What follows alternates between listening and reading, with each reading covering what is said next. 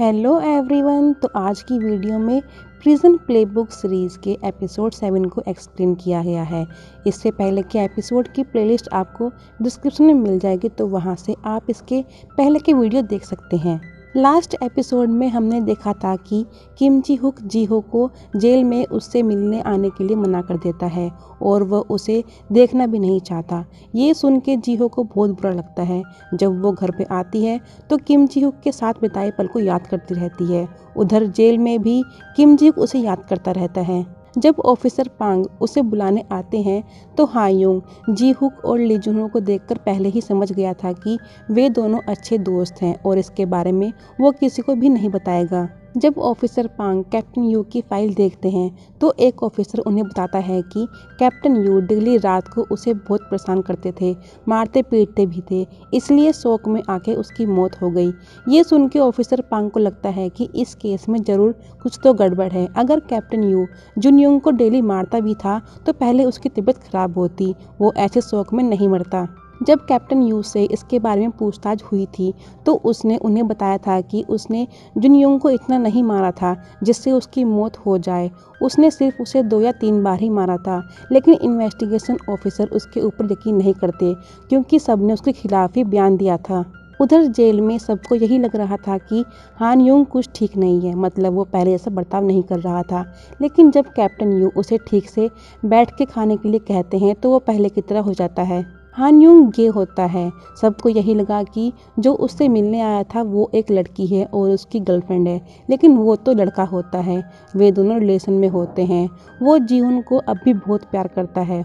उसके कहने पर ही हान यूंग ने रिहाब करने का फैसला किया है। वुड फैक्ट्री में वहाँ का नया चीफ सभी कैदियों को 100 चेयर बनाने के लिए कहता है और जितना ओवर टाइम वे करेंगे उन्हें उनका पैसा भी मिलेगा। ये सब ऑफिसर ली के कहने पर हो रहा था क्योंकि अब उसे और पैसे कमाने होते हैं। एक कैदी बोलता है कि जब चीफ योम यहाँ पे था तब वे सिर्फ 50 चेयर ही बनाया करते थे और अब उसकी दुगनी बनानी होगी, जो उनमें से किसी को भी सही नहीं लग रहा था। सेल में ब्राउनी ने सबको बताया था कि एक दिन रूम इंस्पेक्शन होगा और जो भी अपने सेल की अच्छे से साफ सफाई रखेंगे और जिसका सेल फर्स्ट आएगा उसके सभी कैदी अपने विजिटर से कहीं भी मिल सकते हैं। मतलब जैसे वे अभी मिलते हैं वैसे नहीं, बल्कि जैसे आम इंसान मिलते हैं वैसे मिल सकते हैं। लेकिन उन्हें ये नहीं पता होता कि ये इंस्पेक्शन कब होगा, क्योंकि वे तो अचानक ही चेक करने आ जाते हैं। ऑफिसर सोंग उन्हें इशारा करके समझा देता है कि इंस्पेक्शन कल के बाद होगा। उधर वुड फैक्ट्री में काम करते हुए मिन च्यूक के हाथ में चोट लग जाती है क्योंकि उसे सिर्फ आरे से ही काम करना आता था, लेकिन चीफ ने उसे मशीन पर लगा दिया काम करने के लिए, जिस वजह से उसके हाथ में चोट लग गई थी। इसके बाद जब किम जी हुक प्रैक्टिस करता रहता है तो वो ठीक से बॉल भी नहीं फेंक पाता। ये सब देखकर सब सोचने पड़ जाते हैं कि अगर वो ऐसे प्रैक्टिस करेगा तो कोई भी उसे अपनी टीम में नहीं लेगा। अगले दिन जब वहाँ पे रोल कॉल होता है तो उन्होंने अपने सेल पर एक नोट लगा रखा था क्योंकि गवर्नर के साथ रिपोर्टर्स भी होते हैं। तो किम जी हुक उन्हें बताता है कि अगर उन्हें कोई शिकायत होती है या फिर उन्हें अपनी कोई बात कहनी होती है तो वे इसी नोट पर अपनी बात लिख देते हैं। उस नोट में लिखा हुआ था कि वुड फैक्ट्री में चीफ चुनने के लिए वोटिंग होनी चाहिए ताकि वे अपना चीफ खुद चुन सके। गवर्नर उनकी बात मान जाता है और इसकी जिम्मेदारी वो ऑफिसर सिम को दी जाती है। डॉक्टर गो वहाँ का नया चीफ बनने के लिए किम जी हुक का नाम रिकमेंड करते हैं और किम जी हुक भी चीफ के अगेंस्ट इलेक्शन लड़ने के लिए तैयार हो जाता है। उन सबको पूरी उम्मीद होती है कि सबसे ज़्यादा वोट किम जी हुक को ही मिलेंगी और वही जीतेगा। वुड फैक्ट्री में 4 कैदी नशेड़ी होते हैं, इसलिए वे किसी को वोट देंगे या नहीं इसकी कोई श्योरिटी नहीं होती। डॉक्टर गो किम जी हुक को पूरा सपोर्ट करता है, यहाँ तक कि वो सबसे उसे वोट करने के लिए भी कहता है। अब बस उन चारों नशेड़ी को अपने सपोर्ट में करना होता है। इसके बाद किम जी हुक हायुंग के पास जाता है। वो उसे बताता है कि उसकी बहन जिही सेफ है और वो आजकल देर रात तक काम करती है, इसलिए जब से उसके साथ वो हादसा हुआ है तब से उसे और उसकी माँ को जिही की बहुत फिक्र होती है। हायुंग उससे कहता है कि उसे एक भाई की नहीं बल्कि एक बॉयफ्रेंड की ज़रूरत है। जेही ली जिनहो को बताती है कि आज भी उसे घर जाने में देर हो जाएगी और वो अभी तक रेस्टोरेंट में ही होती है। रात भी काफ़ी हो चुकी थी। ली जिनहो उसकी सेफ्टी के लिए अपने भाई जुंडोल को जेही के पास भेजता है ताकि वो उसे सेफली घर पहुंचा दे। उधर वोटिंग में सिर्फ 2 दिन ही बचते हैं और वे अभी उन चारों कैदियों को अपनी तरफ नहीं कर पाए थे, इसलिए वे थोड़े टेंशन में होते हैं।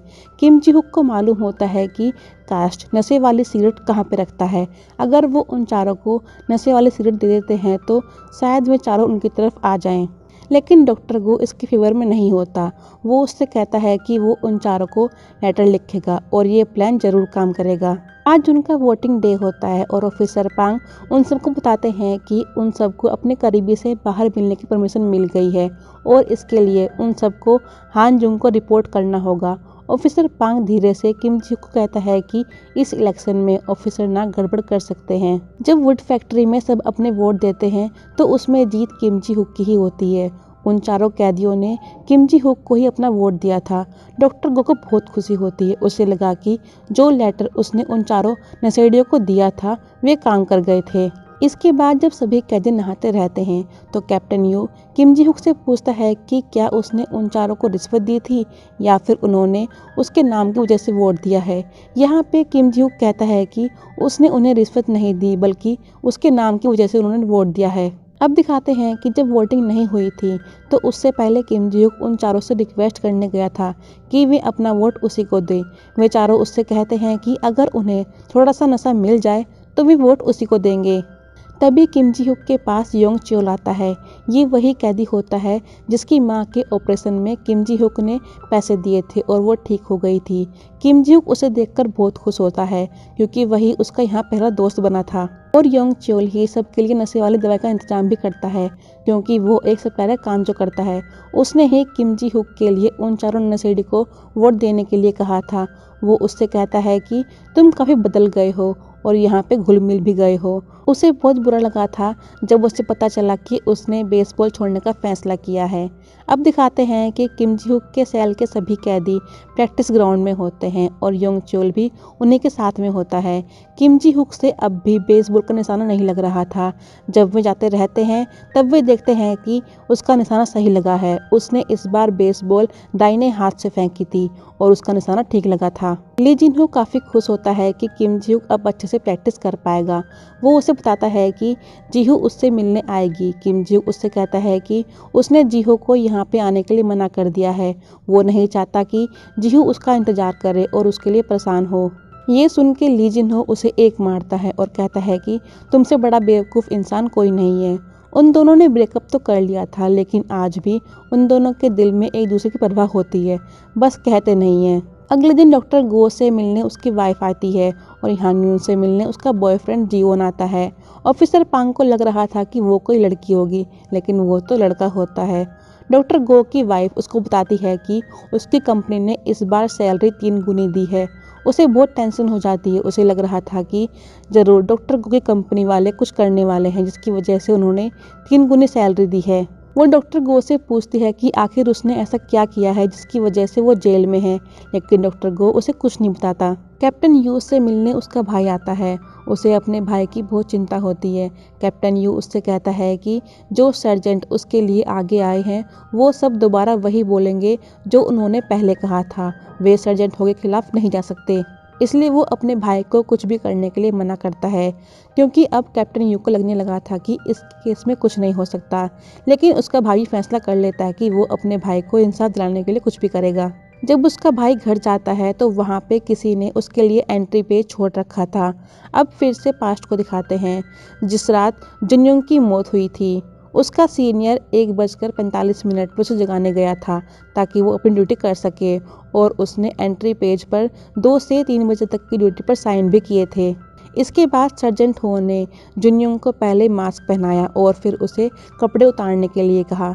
इसके बाद सर्जेंट उसे बहुत मारता है जिसकी वजह से उसकी मौत हो जाती है। सर्जेंट ओ के कहने पर ही जुनयोंग का साथी उसे उसके कपड़े पहना के वापस उसकी जगह लौटा देता है और उसके कहने पर ही सबने वही बयान दिया था जो उसने कहा था कि आज शाम को कैप्टन यू ने जुनयोंग को बहुत मारा था और उसे बहुत टॉर्चर भी किया था। शोक की वजह से उसकी मौत हो गई थी। कॉर्पोरल चोय को उसके मरने का बहुत दुख हुआ था और सर्जेंट हो ने वो एंट्री पेज कॉर्पोरल चोय को रखने के लिए भी दिया था। और यहीं पे ये एपिसोड ख़त्म होता है। तो मिलेंगे इसके नेक्स्ट एपिसोड की वीडियो में, तब तक बने रहिए हमारे साथ। Thank you.